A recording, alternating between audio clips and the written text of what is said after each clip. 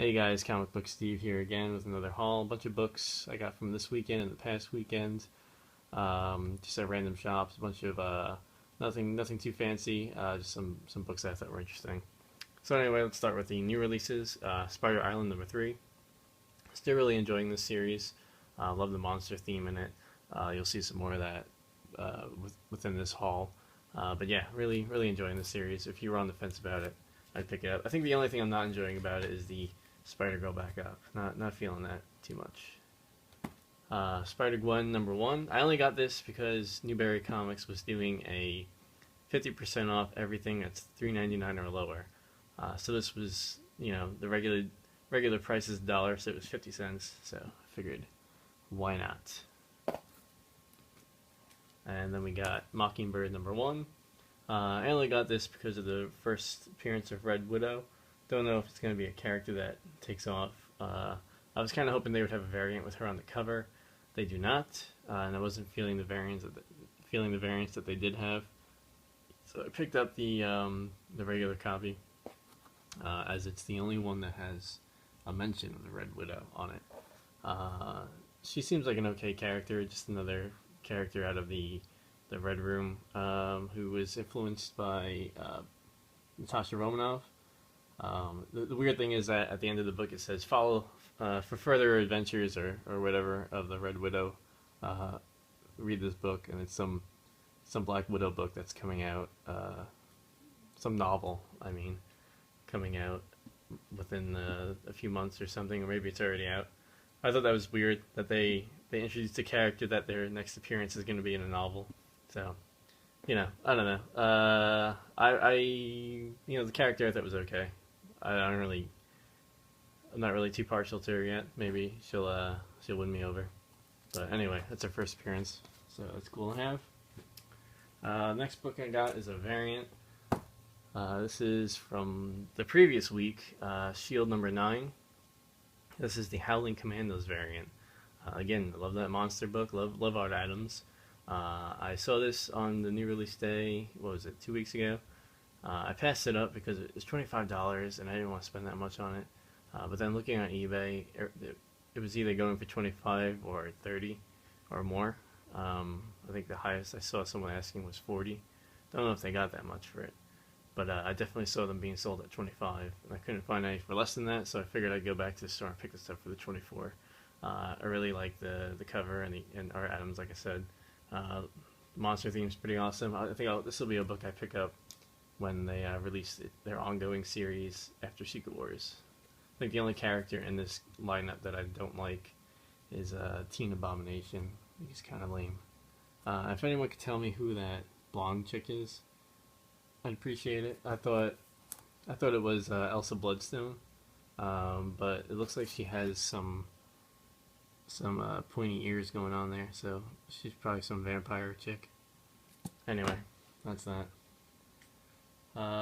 These next books are from The Million Year Picnic in near Harvard, Cranston, Cambridge.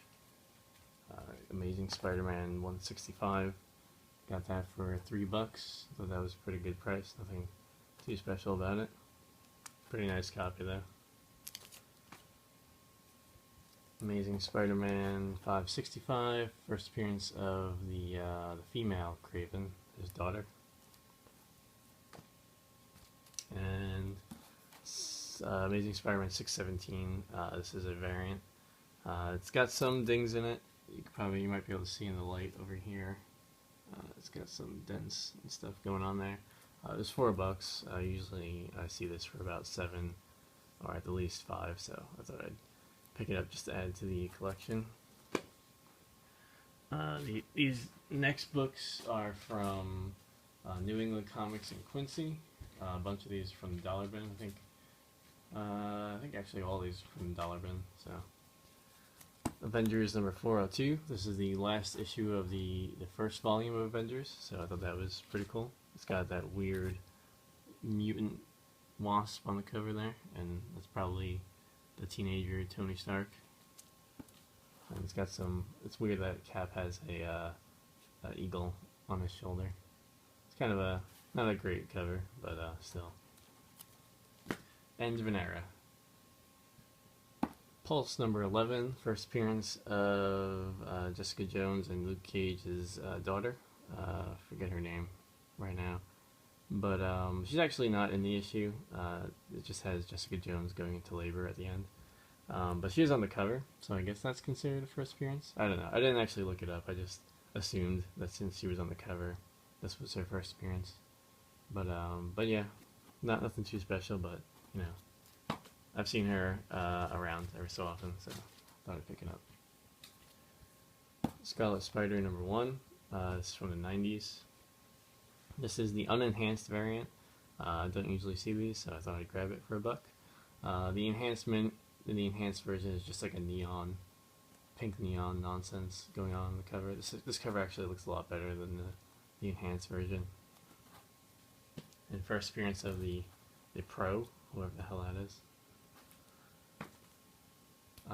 Motor Mouth number 1. This is actually this is from Marvel UK. It's probably one of the better Marvel UK characters that came out.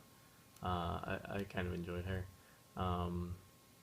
You know, a lot of the Marvel UK books were kind of like what was wrong with the 90s. I think you could pick up a Marvel UK book and from the 90s and go, look, this is like 90s, like bleeding off the page with random appearances from characters that didn't really belong, and wacky guns and crazy costumes. I mean, look at these guys in the back.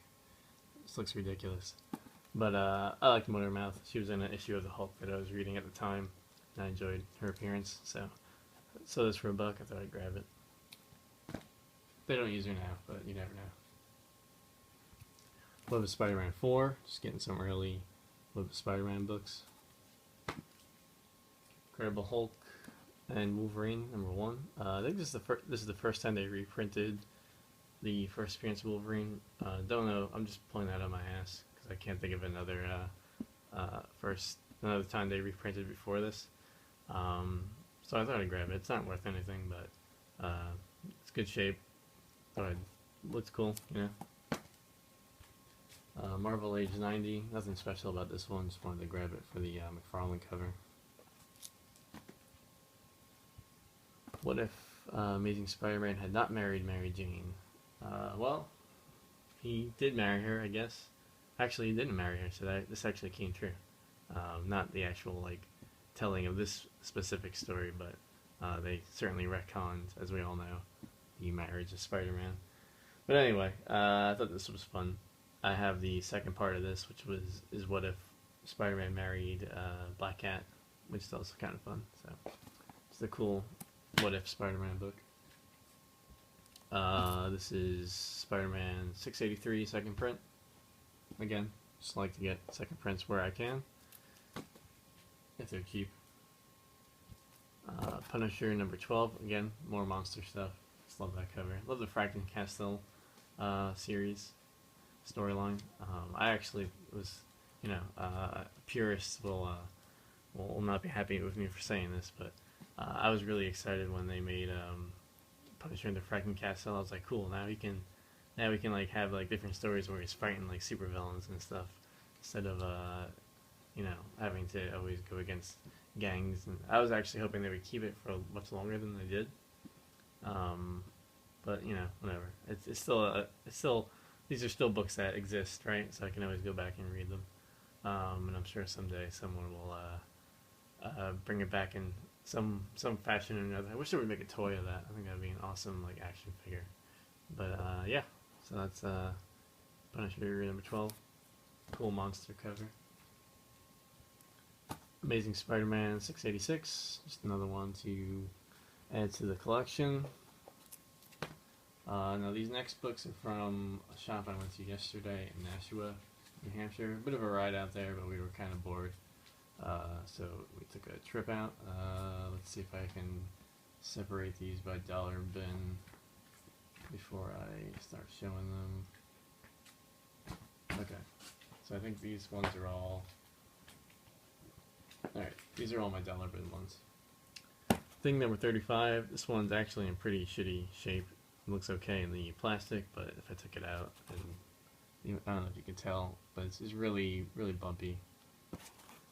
and it's got a lot of dings on the sides. Just overall, not in great shape. It's got a pretty nasty fold up there. But anyway, it was $1, so whatever. First appearance of, I forget her name, as Miss Marvel. Not the girl's first appearance. Her first appearance is in another book, I imagine. But this is her first appearance as Miss Marvel. So I thought that was a kind of a fun piece of history that isn't really referenced anymore, that there was a third Miss Marvel, or this is actually the second Miss Marvel. So you can tell they just didn't know what to do with the Miss Marvel brand. Carol Danvers got her powers taken away by Rogue, that became binary, and then they introduced this random Miss Marvel character who then becomes a she thing, and then Carol Danvers comes back years later. It's just very convoluted use of the character. And of course now we have Kamala Khan. But anyway, this is a Miss Marvel that's long since been forgotten. Kind of looks like Medusa a bit. Anyway. This is Spectacular Spider-Man Annual 13, first appearance of Nocturne. Nobody character, but it's in the bag. It was a bug, so picked it up. It's one of those books that came with like a trading card. Spectacular Spider-Man 114. I just like this cover, so that's the only reason I grabbed that one. X-Force number 125. First appearance of Dead Girl, who is like a zombie kind of character, mutant. I'm really surprised that she never took off with all like the zombie craze that has been going on for the past like 10 years or so, especially since Walking Dead came out. But yeah, I like Dead Girl a lot. I think she's still around, she still shows up every now and again, but she's definitely not as popular as she probably should be, I would say. And I always enjoyed this X-Force run. Marvel Tales 283. It's the Black Spider-Man cover that I do not have, or did not have. This is a weird one. Marvel Year in Review 1994. Just a nice time capsule of random events that happened in 94. So you get a lot of the Clone Saga and 2099 stuff in there. It's kind of fun to look back and remember why the 90s were so crappy. Even though I like the Clone Saga and some of the 2099 stuff, there's definitely a lot of random X-Men junk in there. And this Fantastic Four. Fantastic Four during the 90s was one of my most hated books. I don't know, I didn't enjoy it at all. But I was very partial to Hulk and Spider-Man and X-Men back then. I didn't want to be bothered with the Fantastic Four or the Avengers. This is Iron Man number 212. This is just another, what is it, 25th anniversary border thing. Nothing special. Marvel Team Up number 107. This is I kind of like these older appearances of She-Hulk. Since she's way different than she was when she first, like these like original appearances, where she's like this kind of savage beast. Where now she has much more control over her persona as She-Hulk. It's just basically Jennifer Walters with green skin nowadays. But anyway, this is the first time She-Hulk meets Spider-Man, so I thought that was kind of fun. And the rest of these are also from the same store, but they were not in the dollar bin. This was Amazing Spider-Man 552. I can't remember if this is a second print or if this is just a variant. I think it's just a variant. This was about $4, so I thought I'd grab it. One of the Heroic Age variants. This is Amazing 631. This was about $5. Not terrible. Secret Avengers number 30. I just love this cover. Art Adams drawing Venom. How could you go wrong? The tongue is a little ridiculous, but other than that, I think it's a pretty awesome looking cover. Amazing Spider-Man 659. Cool shot with the Future Foundation. Amazing Spider-Man 677. It's the Black Cat cover. Not a variant, but I think this one I don't usually see too often in the back issues. The perspective drives me nuts on this cover. Looks like she's lying down with them. It's like, I don't know. If any of you guys took art classes, this might drive you nuts too. It just looks, her perspective is just off. Like she's standing on top of Spider-Man. But anyway, that's just a minor complaint. It's a cool book, man. And the last one I got was Fallen Sun Spider-Man, the regular cover.